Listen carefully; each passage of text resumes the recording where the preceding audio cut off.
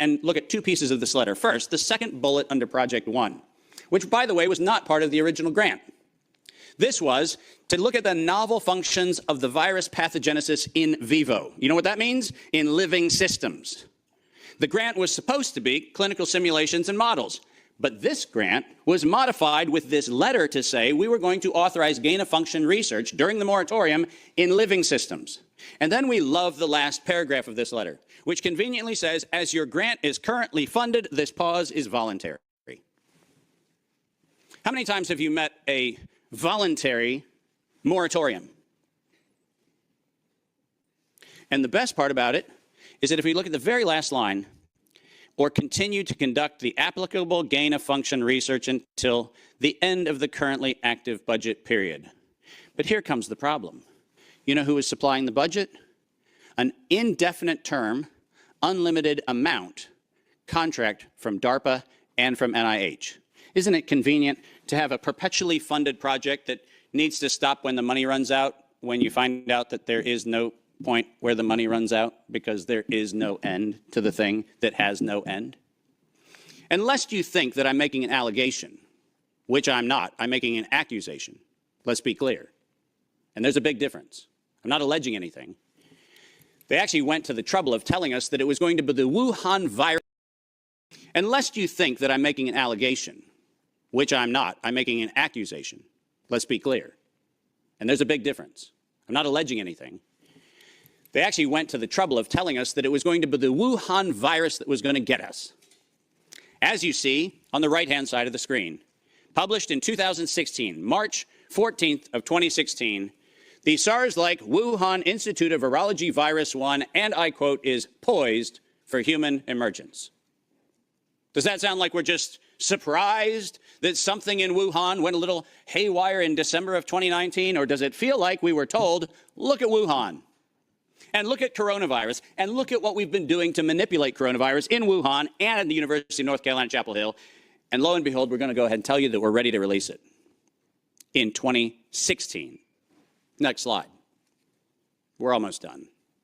And then they created it.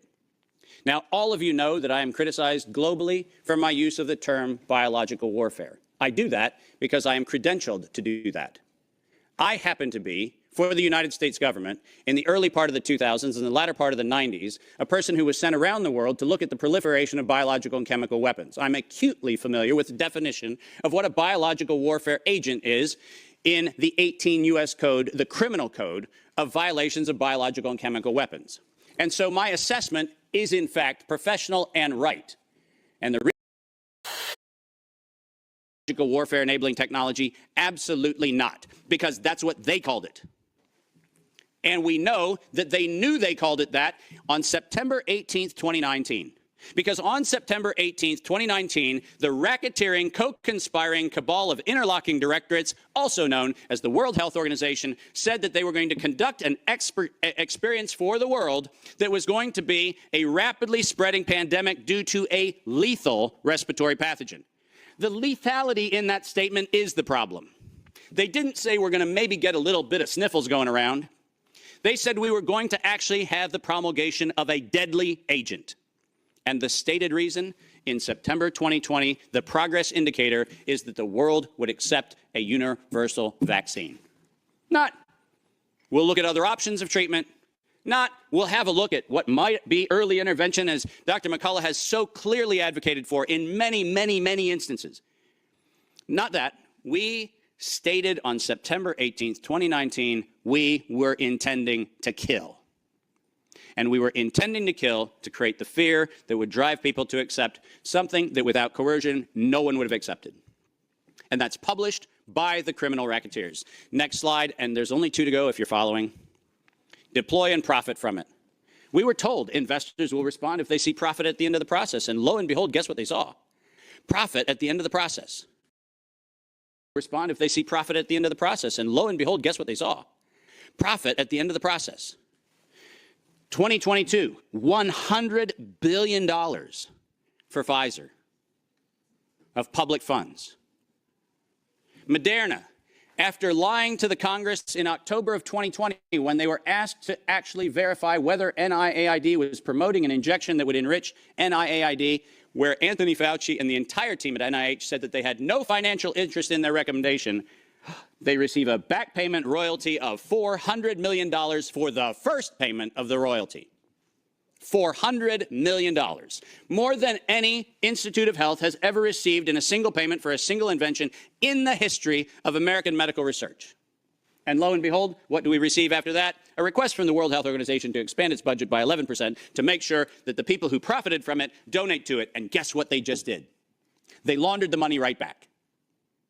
That's what they did. Next, and now you get the final slide.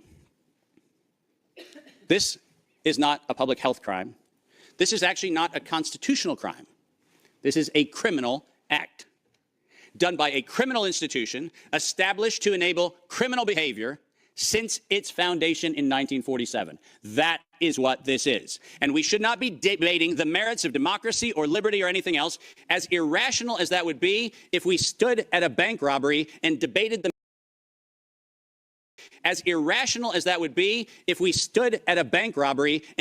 the merits of printing dollar bills. The problem is not the dollar bills, it's the bank robber.